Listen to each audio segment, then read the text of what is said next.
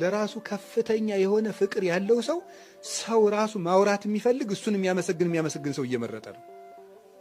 በጣም አደገኛ የሆነ በሽታ ነው ይሄ። ለራሱ ከፍተኛ ፍቅር ያለው ሰው ራስ ወዳድነት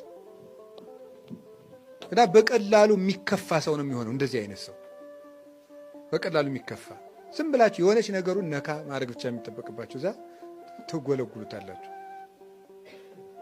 ራስ ወዳድ፣ ይሄ ምድራዊነት ነው። ይሄ ሰውዬ መክሊቱን እንዲቀብር ያደረጉት ሁለት ነገሮች አሉ።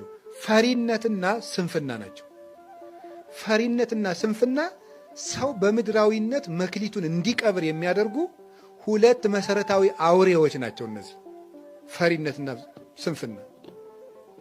ይሄን ባደርገውሳ ቢበላሽብኝሳ፣ ይሄን ብናገርሳ እነገሌ ቢተቹኝሳ፣ እንዲህ ብሰራሳ እንዲህ ቢሆንብኝሳ። የፈሪነት ነው። ምንድን ነው ያለ? መክሊቴን እነግዳለሁ ስል የባልት ሌቦች ቢወስዱብኝሳ ነበር ያለ። ፈሪ ሰው አያፈራም። አጉል ድፍረት ሳይሆን ምን ይሉኝ፣ እነዚህ ብሉኝ፣ ቢበላሽብኝ፣ ብከስር፣ እንዲህ ብል ብሎ ማሰብ ሁልጊዜ እየፈራ ነው ሰው ችግሩን ይዞ የሚኖረው።